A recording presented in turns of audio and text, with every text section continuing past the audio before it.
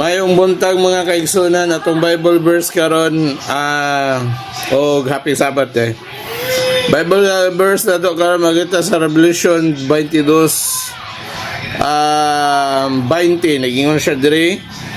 He which testified these things said, surely I came quickly. Amen. Even so came Lord Jesus. Mga kaigsunan, ang Ginoo mobalik sa madugay sa madali. Mobalik yun siya, no? Pinakurat, pina-surprise. So ikaw karon nga naminaw. Balik sa Ginoo igsoon. Kaya ang gira karon basig mo padayon na ni.